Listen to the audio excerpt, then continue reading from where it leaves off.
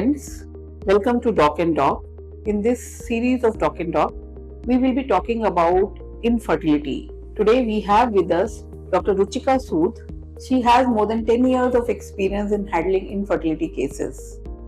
Welcome, Dr. Ruchika. Thank you, ma'am. According to your experience, what are the main causes of infertility? So, infertility is caused by both male and female factors.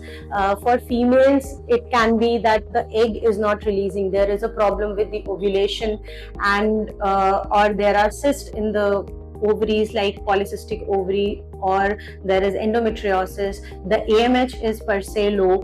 Then there can be blocked fallopian tubes, that the tubes, if are not opened, it will not allow the sperm to travel towards the egg. There can be problem with the uterus, like uterine fibroid or polyp or adhesions, infection that can also hinder with the fertility. Age plays the foremost important role. As the age advances, the number as well as the quality of the egg, it deteriorates, and so it affects the implantation, as well as it increases the chances of miscarriages and congenital anomalies in the baby.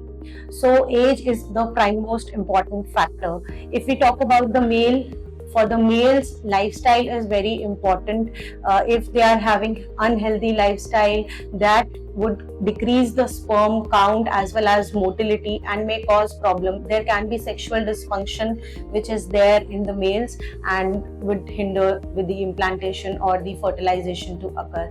Lifestyle is responsible equally for male and female causes. Increased weight, that is obesity, is also one of the cause for the fertility problems.